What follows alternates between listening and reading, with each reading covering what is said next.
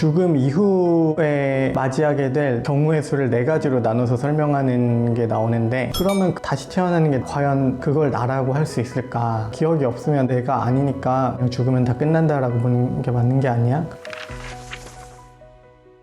안녕하세요, 김선재 변호사입니다. 지금 비가 오는 아침입니다. 오늘은 죽음을 주제로 얘기를 한번 해보려고 생각을 해봤습니다. 제가 대학교 한 1, 2학년 정도인 것 같은데, 대학교에서 특강 같은 거 갔었는데 성공하시는 선배님 같은 분이 오셔가지고 그런 얘기를 했던 게 기억나요. 인생의 기준점을 찾기 어렵고 혼란이 찾아왔을 때는 죽음을 생각해야 되고 그거 외에 다른 대안은 없다, 이렇게 단호할 정도로 굉장히 죽음에 대해서 마주하고 생각을 해야 된다라고. 그게 무슨 특강이었는지도 기억이 안 나고 다른 무슨 얘기가 있었는지도 기억이 안 나는데, 그 얘기만 지금까지도 되게 인상 깊게 기억에 남아 있습니다. 개인적으로 최 사장님의 책을 되게 좋아하는데, 지적 대화를 위한 넓고 얕은 지식, 줄여서 지대넓얏. 이제는 되게 많이 유명한 책이어가지고 아시는 분들도 많을 텐데, 예전에 팟캐스트도 즐겨 듣고 책도 다 읽었어요. 그 지적 대화를 위한 넓고 얕은 지식 2권에 죽음 이후에 맞이하게 될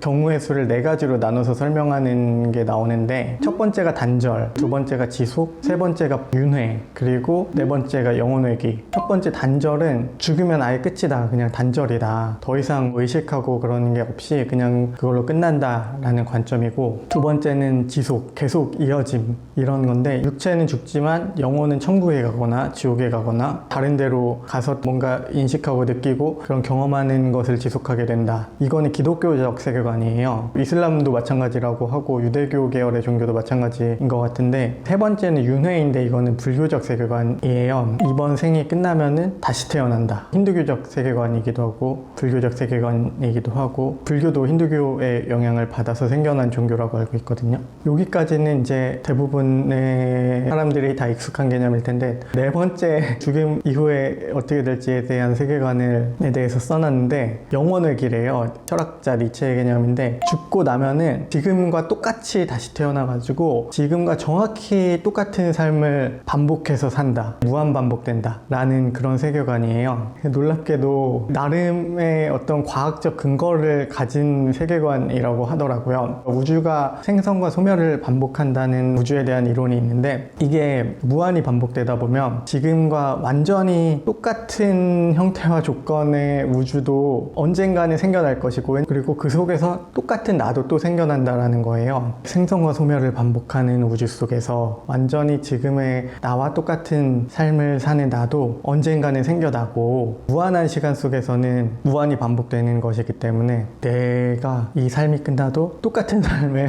무한히 반복해서 살게 된다, 이런 죽음에 대한 세계관도 있습니다. 이 4가지에 대해서 설명을 하는데, 제가 뭐 정확히 어떤 메시지 같은 게 생각나진 않는데, 제가 항상 자주 하는 생각, 관심을 가지고 있는 것에 대해서 말씀을 드리다 보니까 얘기를 드리게 됐고, 어쨌든 이런 것에 대한 고민은 저는 항상 필요하다라고 생각을 해요. 죽음에 대한 고민은. 대학교 1, 2학년이면은 지금으로부터 20년이 이미 넘어버린 시간인데, 20여 년 전에 어떤 선배님이 해주신 말씀의 영향을 많이 받아서 지금도 계속 그 고민이 이어지는 것 같아요. 윤회에 대해서 더 말씀을 드려보면은, 죽으면은 다시 태어난다 라는 개념인데, 그러면은 내가 전생에 대한 기억을 가지고 있냐? 그건 아니잖아요. 기억이 다 삭제된 상태로 다시 태어나고 또 다시 태어나고 그렇게 된다라는 건데, 그러면 다시 태어나는 게 과연 그걸 나라고 할 수 있을까? 기억이 없으면 내가 아니니까 그냥 죽으면 다 끝난다라고 보는 게 맞는 게 아니야? 그런 생각이 들 수도 있잖아요. 기억은 가지고 가지 못하더라도 그거를 나라고 칭할 만한 그런 것이 있어야 되는데, 이게 힌두교적 개념으로는 설명하기가 좀 편한 것 같아요. 힌두교에는 아트만이라는 개념이 있는데, 아트만이라는 개념을 사용하면 이게 기억은 없을지라도 뭐 참나 같은 개념이 있어가지고 그게 계속 이어진다라고 생각을 하면, 기억을 가지고 가지 않더라도 전생에 그 나도 나고 현생에 나도 나고 후생에 나도 나다라는 거를 뭔가 그래도 나름은 직관적으로 이해를 할 수 있게 되는 것 같은데, 근데 이게 약간 불교적 개념으로 들어가면 복잡해져요. 불교에서는 이것조차 없는 거라고 설명을 해요. 부처님께서 그러셨다라고 알고 있는데, 그래서 불교에서는 무아라고 해요. 뭔가 나라고 할 만한 것은 존재하지 않는다, 그냥 조건 따라 일어나 뿐이고 잠깐 내가 이렇게 생성됐다가 사라지는 것이지, 불교에서는 이 아트만을 인정하면 안 된다라고 해요. 부처님께서 전하고자 했던 가르침은 모든 집착을 내려놓는 거거든요. 근데 이 아트만이라는 개념을 설정해 놓으면 그 사람들이 아트만에 집착을 할 수 있다라는 거예요. 그런 개념적인 것에 집착을 하면 그거는 또 다른 뭔가 괴로움의 원인이고 해탈에서는 멀어진다라는 뭔가 그런 얘기인 것 같아요. 어쨌든 그 아트만의 개념을 사용하면은 전생, 현생, 후생으로 이어지는 동일성을 설명할 수 있는 전제가 있을 수 있는데, 아트만의 개념 없이 그런 불교적으로 무아 사상에 기반해서는 오히려 전생, 후생, 현생으로 이어지는 뭔가 이런 세계관을 설명하는 게 더 어려운 거예요. 전생이 있고 후생이 있고 사이를 이어가는 내가 있다라는 생각은 세상이 먼저 존재하고 그 위에 내가 있다라는 그런 생각이 전제된 건데, 지데널베아 그 무안에 설명하는 거는 그렇지 않다라는 거예요. 나의 의식이 먼저이고 이 나의 의식이 세상을 일으킨 세상을 바라보고 있는 것이고, 그리고 조건에 따라서 이 조건이 나중에 소멸하면 내가 일으켰던 세상이 소멸하는 것이고, 그 후에 어떤 조건이 맞아떨어지면 또 다른 세상이 일어나는 것이고 또 소멸하는 것이고, 그러니까 내 의식이 가장 먼저 선행하고 바탕이 되는 개념이라고 생각함으로써 그 속에서 전생, 현생, 후생이 펼쳐지는 것을 이해할 수 있다라는 그런 취지인 것 같은데, 아무튼 관심 있으신 분은 지데널베아 무안을 한번 읽어보셨으면 좋겠습니다.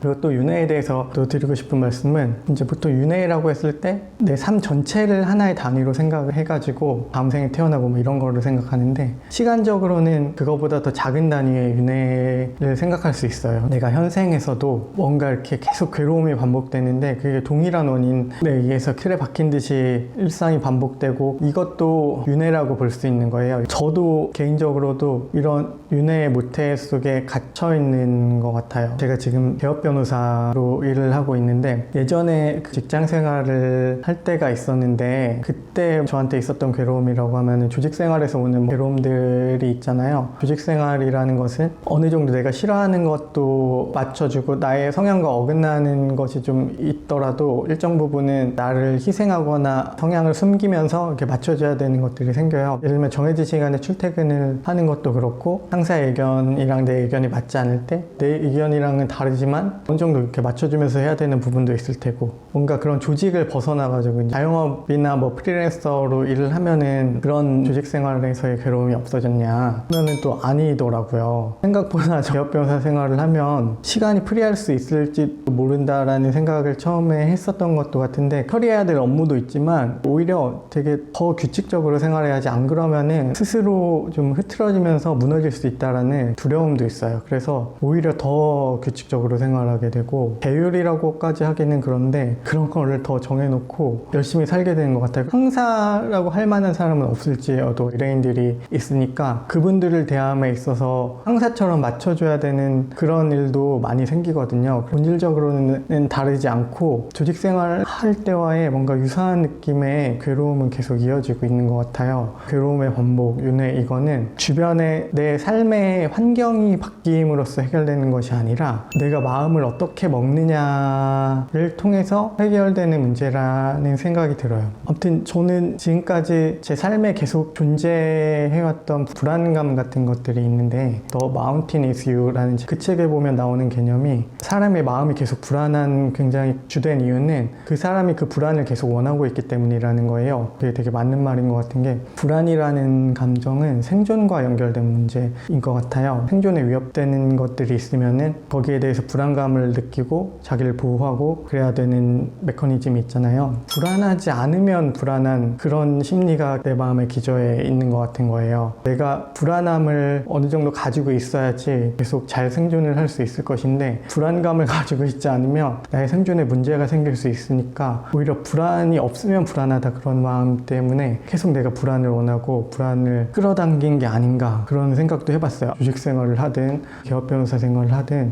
환경이 많이 변했음에도 내 인생에 반복되는 고통이 계속 있어 오는 것 같아요. 일목스님께서 쓰신 책 제목이 이해하고 내려놓기인데, 괴로움이라든가 고통의 본질에 대해서 이해만 하더라도 아, 이게 이런 것이구나 라고 생각을 하고 내려놓으면서 해소를 하고 편안해지는 그런 효과가 있는 것 같아요. 오늘 영상 촬영은 이걸로 마치도록 하겠습니다. 감사합니다.